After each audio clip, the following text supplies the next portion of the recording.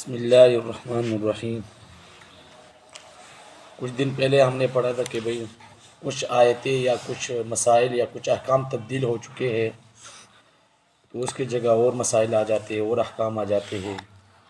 اسی کے ساتھ بھئی قبلے کی تبدیلی ہوا ایسا کہ حضور صلی اللہ علیہ وسلم جب مدینہ طیبہ تشریف لے گئے تو آپ صلی اللہ علیہ وسلم نے تقریباً 16-17 مہینے مسجد اقصیٰ کی طرف چہرہ کر کے نمازیں پڑھی، بیت المقدس کی طرف۔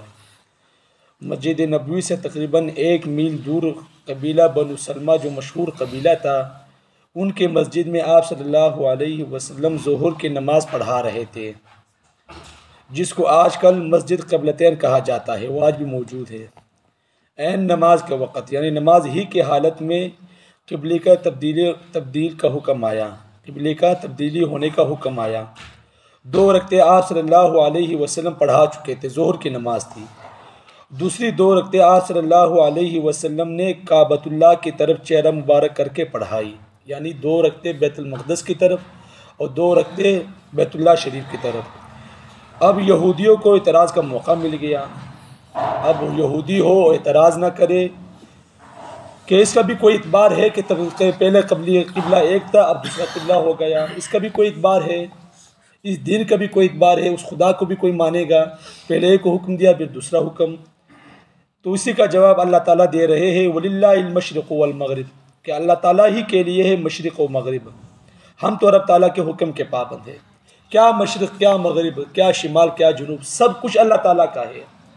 جب سب کچھ اللہ تعالیٰ کا ہے تو اللہ تعالیٰ نے حکم دے دیا، ہم نے چہرہ پھیر دیا، بس بات ختم۔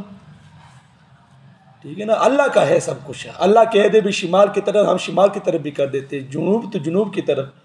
پہلے حکم تھا بھی مشرق کی طرف تو ہم نے مشرق کی طرف نمازیں ادا کی، پھر حکم تبدیل ہوا مغرب کی طرف ادا کرو تو ہم مغرب کی طرف ادا کریں۔ اللہ کا حکم ہے، اللہ جو کرتا ہے۔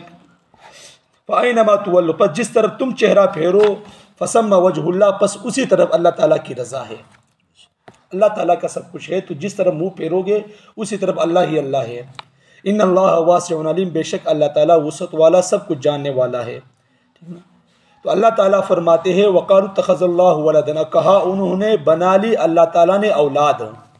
ٹھیک ہے نا، یعنی یہودیوں اور عیسائیوں اور مشرکوں کا ذکر ہو رہا ہے اسی مناسبت سے۔ تو یہ سب فرقے یہی کہہ رہے کہ اللہ تعالیٰ نے اولاد بنا لی، تو اس کی شکلیں تبدیل ہوتی رہی۔ وقالت اليہود عزیر ابن اللہ، اور کہا یہود نے کہ عزیر علیہ السلام اللہ تعالیٰ کے بیٹے ہیں، نعوذ باللہ۔ اب عیسائیوں نے تھوڑی سی اور تبدیلی کر دی، وقالت النصارى مسیح ابن اللہ، کہ عیسائیوں نے کہا کہ عیسیٰ علیہ السلام اللہ تعالیٰ کے بیٹے ہیں۔ یہودیوں نے کہا عزیر علیہ السلام اور عیسائیوں نے کہا کہ عیسیٰ علیہ السلام۔ اور مشرکوں نے اس سے بڑھ چڑھ کر دعویٰ کر دیا وَيَجْعَلُونَ لِلَّهِ الْبَنَاتِ، کہ بنا لی اللہ تعالیٰ کی نے بیٹیاں، کہ اللہ تعالیٰ نے اپنے لیے بیٹیاں بنا لی، انہوں نے بیٹے بنا لیا، انہوں نے بیٹیاں بنا لی۔ تو اللہ تعالیٰ فرماتے ہیں سبحانہ، پاک ہے اس کی ذات بیٹوں سے اور بیٹیوں سے اور بیوی سے، ماں سے، ہر اس چیز سے جو اس کے شان کا لائق نہیں ہے، جو اس کے شان کے لائق نہیں ہے۔ اللہ تعالیٰ ان چیزوں سے پاک ہے، صاف ہے۔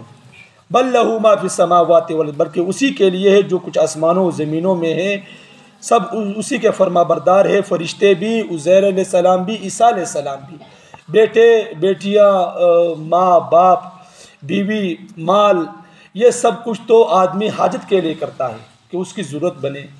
تو یہ سب کچھ جب اللہ تعالیٰ کا ہے، زمین و آسمان میں جو کچھ ہے اور جو کچھ زمین و آسمان کے اوپر اور نیچے سب اللہ تعالیٰ کا ہے، تو پھر بنانے کی ضرورت کیا ہے؟ بیٹے بیٹیاں، سب کچھ اللہ تعالیٰ کا ہے۔ تو جو ان کا اعتراض ہے یہ فضول قسم کا اعتراض ہے۔ تو اللہ تعالیٰ سے دعا ہے اللہ تعالیٰ عمل کی سمجھ کی توفیق عطا فرمائے۔ وآخر دعوانا الحمدللہ۔